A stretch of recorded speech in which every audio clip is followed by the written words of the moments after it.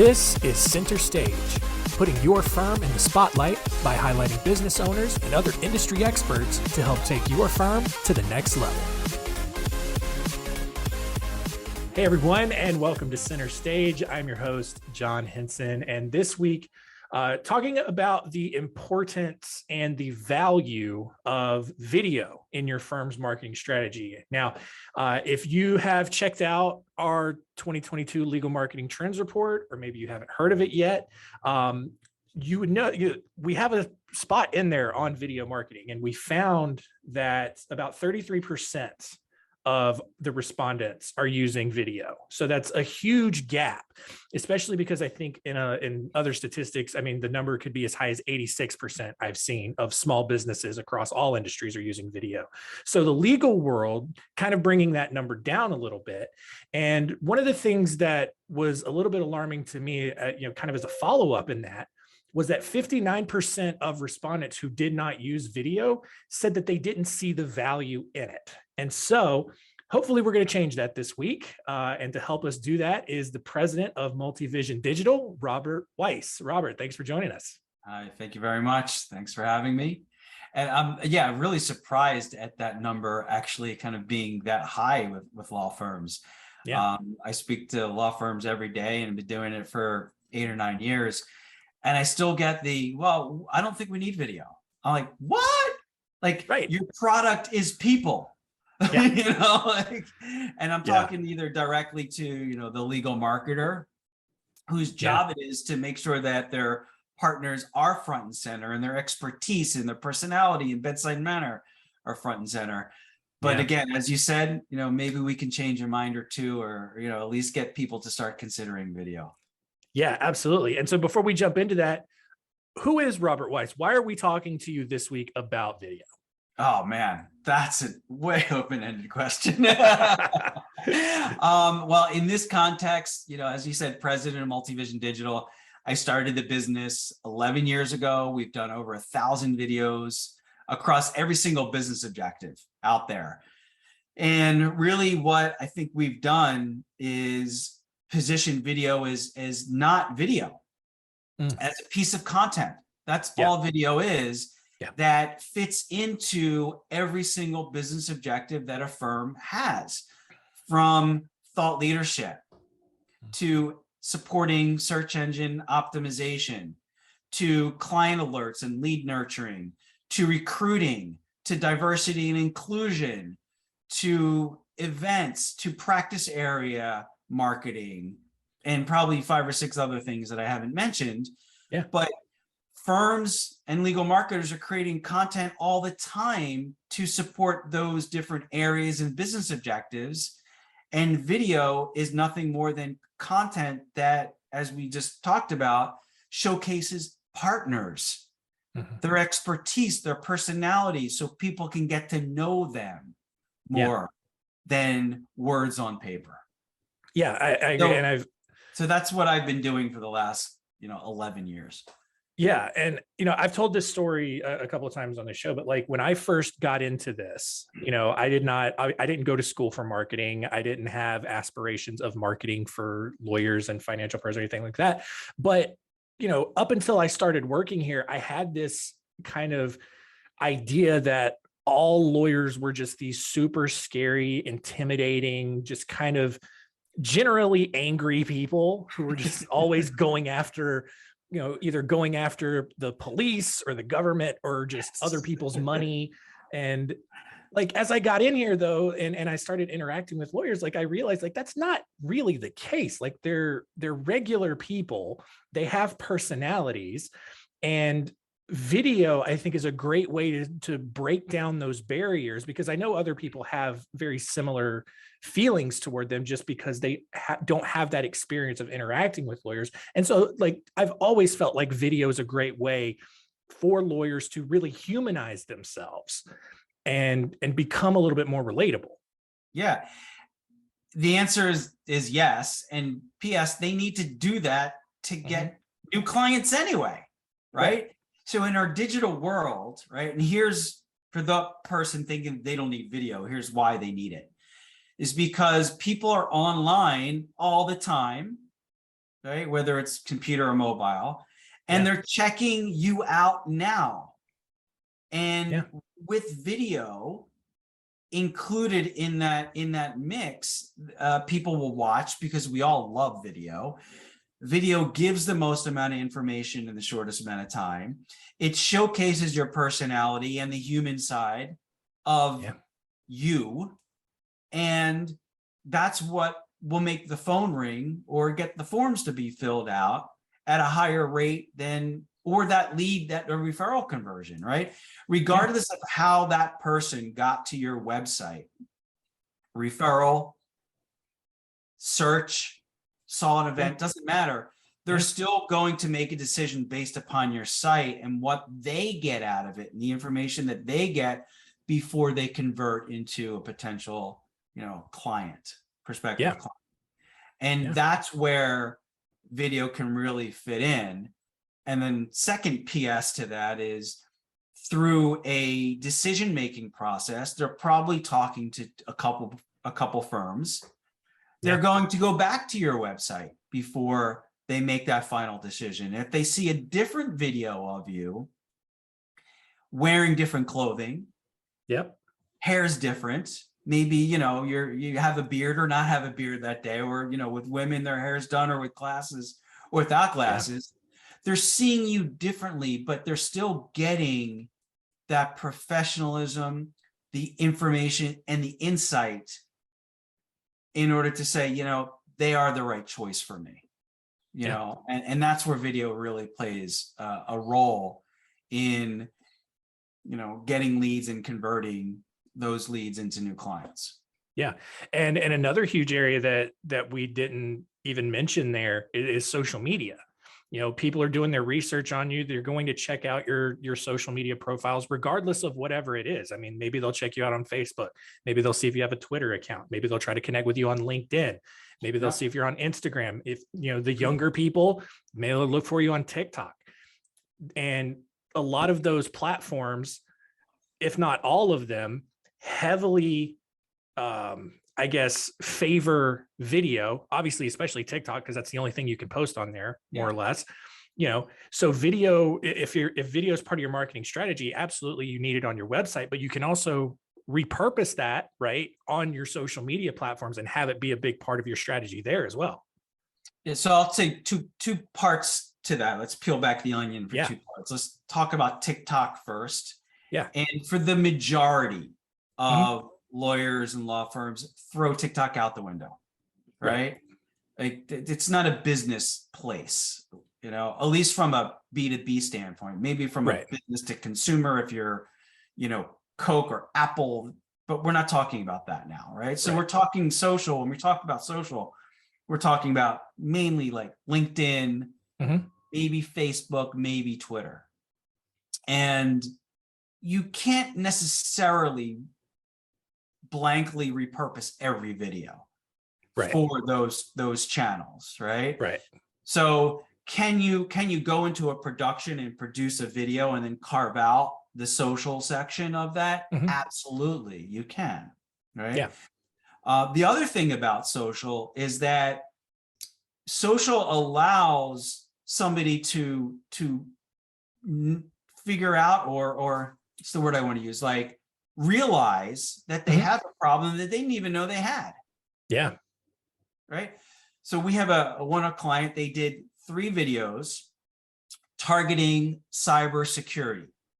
So you and I, and probably a legal marketer listening to this or watching this, would never see this video because they were targeted to IT professionals, right? 3 videos. Now I'm going to blow short is better out of the water here. 11 minutes, 12 minutes, 17 minutes. Wow. On LinkedIn. Okay. Targeted to IT professionals. So the context was there, and it was about a topic at that particular time that everybody was talking about, right? 2,500 hours of watch time. Wow. Right? Yeah. Think about that. Oh my gosh. Right? So again, shorter is better? Well, maybe not.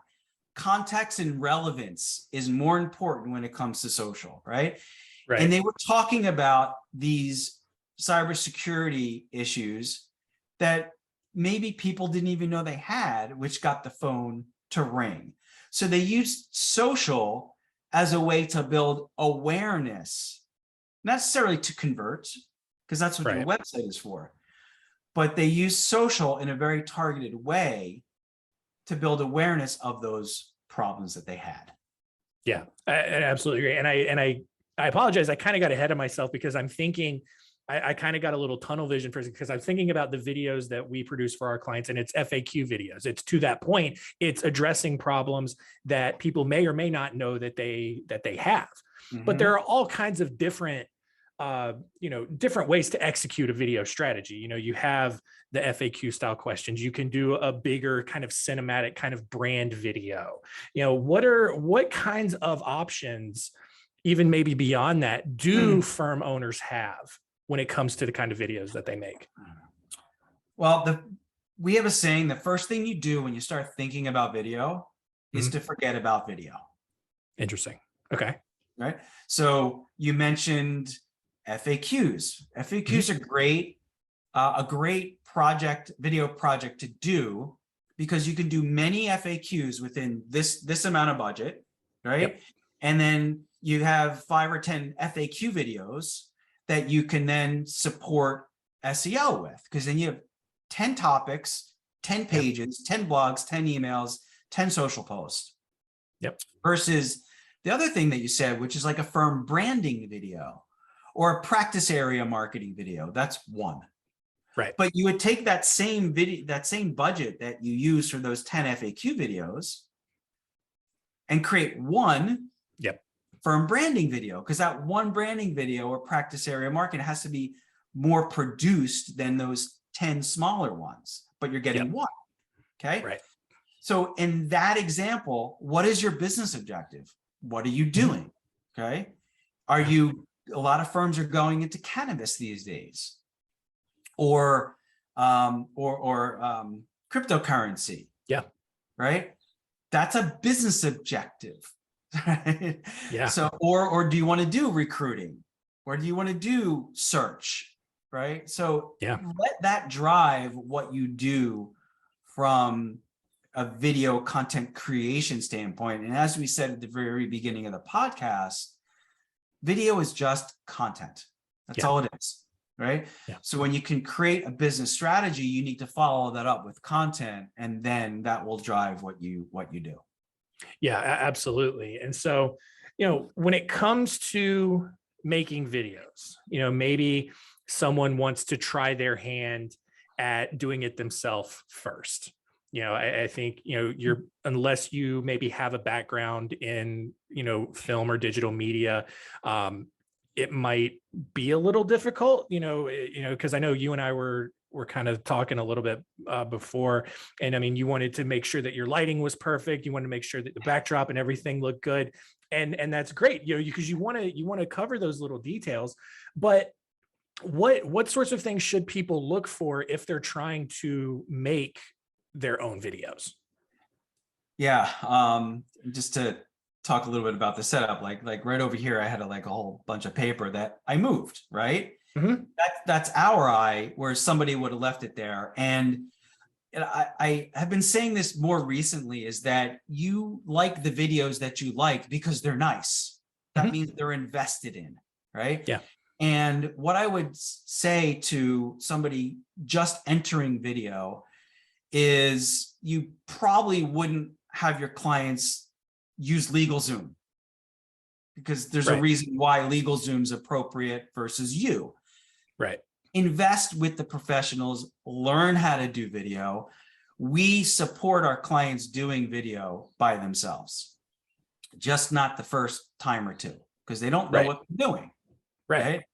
And then develop a cadence where you're doing your own FAQ videos, but then you come and use a firm like ours for that branding video. So there's a time and place for all those different types of videos. And every firm is going to be different. Every firm has to develop their own business rationale and cadence. Yeah. So there's a lot of aspects to the answer of your, to answer your question that I probably wouldn't give a good kind of overview for somebody doing their video themselves, because it's not just the technical equipment. Right. Okay. I'll talk a little bit about how we use these very effectively. Yeah. But it's not just the technical equipment, it's the professional services that gets wrapped around utilizing cameras like this, or cameras that are $20,000 with lenses that are $10,000 with lights. Right. Okay. Both, you need both. But when do you do that? Well, this doesn't need a lot of professional services versus the other one. Right. Right. So it's what you do with the tools that you have, and utilize those tools. Like this weekend, I was doing some construction, and I used like 4 different types of saws to build a closet, right? Wow. From circular saw, from like I think it's called a jigsaw, to a handsaw, to 2 different types of handsaws. They were all saws, right, to get the job done. Yeah. So, one area that I hear a lot of pushback on, and I want to get your opinion on it. Where do you stand on scripting versus not scripting when it comes to the video content, and maybe it's different between a bigger brand video versus an FAQ video, or what? Where do you stand on it? 100% no scripting. Okay. Case in point, what we're doing right now. Right. I could ask you questions about your business. You wouldn't know them. They're coming out different every single time, but we did some pre-planning for this. We came up with a list of questions. So when you go into a video production, right, have some bullet points down of what you want to say, have your topic and 2 or 3 bullet points, but be able to talk about that. Knowing that you don't need to be perfect. Right. Okay. The people are not expecting actors. They're expecting lawyers. They're expecting video people. They're expecting digital marketers, right? We're not perfect, but it's how you communicate and really communicate that you know your stuff versus being perfect.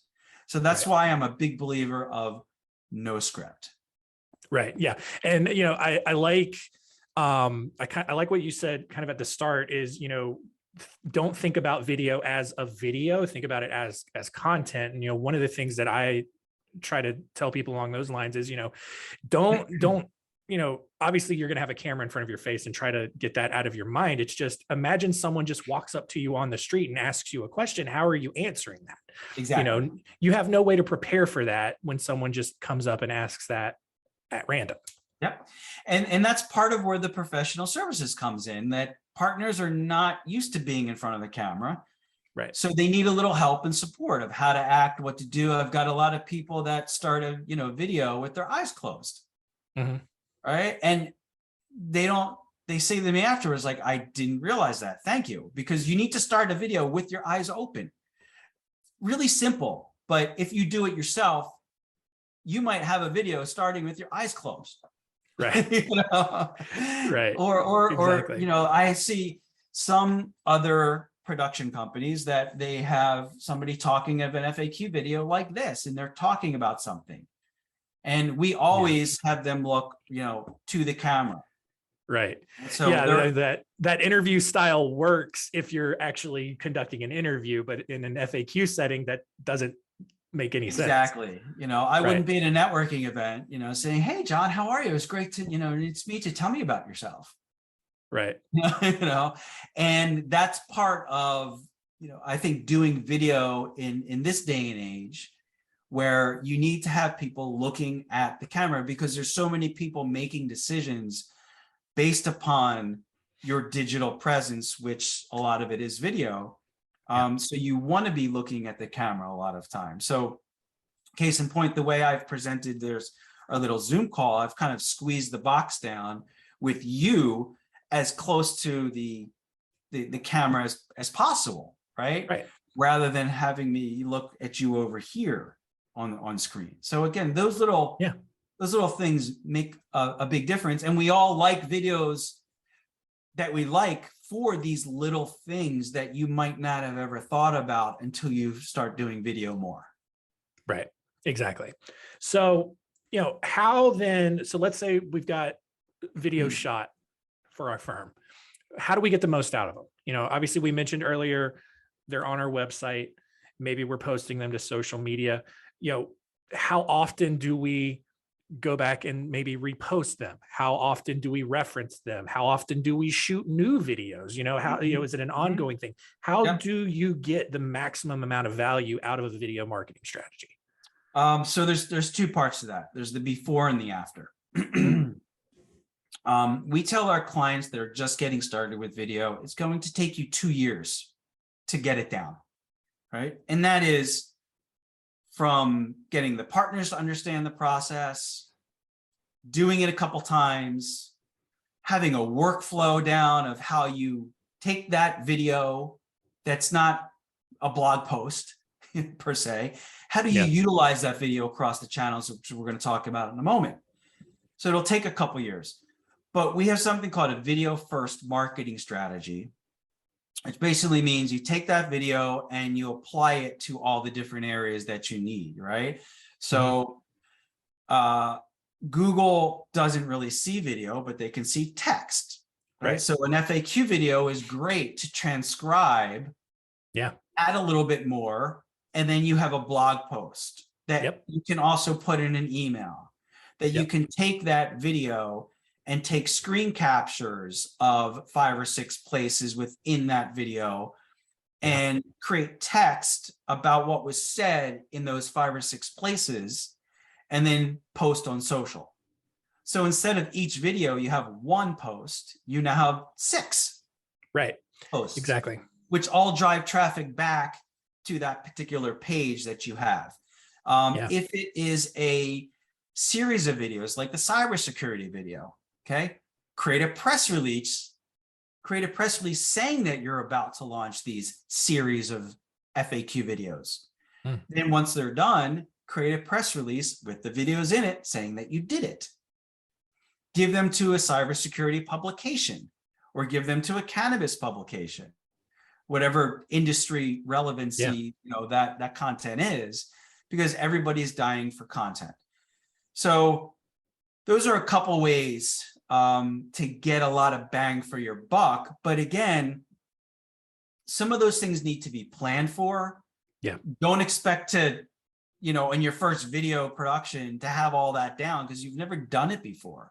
So allow your firm to get started with video, understand the production process, how to market it a little bit differently than the other things that you've done, and give yourself some time to learn, because it will take some time, especially if you're a larger firm, when you might have different teams doing different things, or even if you're a small to mid-sized firm, you might have different, outsource partners like you that you need to either, give that video to, or have your video team work with that digital marketing company. That's really what you probably want. You want your video team to work cohesively with your digital company, so it's planned, thoughtful, and integrated into what you're doing. Yeah, I absolutely agree. And we call it pillar content. You said video first strategy. We call it a pillar content. It's that top piece that you can then multiply, break up, and all of that, and create a lot of different content in a lot of different places. And that's, it also makes your marketing a lot easier, because you're not having to spend extra time creating a bunch of separate pieces of content to supplement or to execute your marketing strategy. You have that one video, and then you can build off of that, or build, kind of go top down on that and create a bunch of different content. And that gives a lot of bang for your buck when you do that. When you start, again, the video first strategy is that you kind of derive all that stuff off of the video, off of that, that pillar, if you will, which gives more ROI to the project itself. The other thing is that I would like to note is that video lasts for a long time. So the FAQ, the firm overview, the branding, I mean, that video is going to be used for years to come, potentially. The cybersecurity example, probably shorter lived, right? Because it was about a topic. Right. But some of the FAQ stuff, I mean, that's evergreen content. So Yep. you reuse it, reuse it, reuse it, reuse it, reuse it. Right. Yeah. And especially, especially if you approach it the right way, it's like, because you don't have to, I know, especially with lawyers, especially they want to make sure they cover every single detail and get deep into the weeds on stuff. And you don't necessarily have to do that. You can keep your answers and the video content that you create pretty surface level, because that's generally as far as your audience is ready to dig, because they're just looking to see, okay, you do understand what I'm going through. You do, you know what you're talking about. You are the expert that I need to work with. I don't necessarily need to go through every if then situation. Yes. Right. And in fact, they don't want that. They just want to Right. be able to say, okay, I like and trust this person. I want to talk to them about my problem. Right. And it's also good to do an update later, or to do, more on that topic. Again, in different clothing, in a different spot, whatever, because that's a good thing when somebody can see 2 or 3 videos of you in, again, just being a different person, but you are the same professional. Right. Yeah. And the last kind of point I want to touch on is just the concept of time, in terms of like the actual time commitment as it relates to the rest of the things that you might have going on.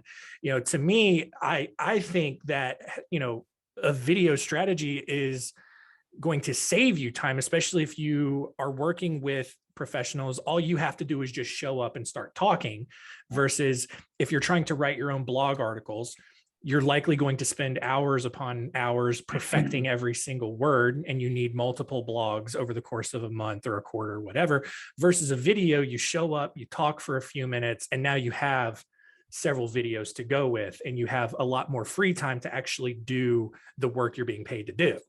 Yep. And you can do batch producing, which is do 4 or 5 blogs or 4 or 5 videos, which then you can turn into blogs. Yeah. Right? Just transcribe them, which is a time saver. Yeah. And if you're messing up, you just speak it again. Like it's another minute or 2 versus trying to write and edit.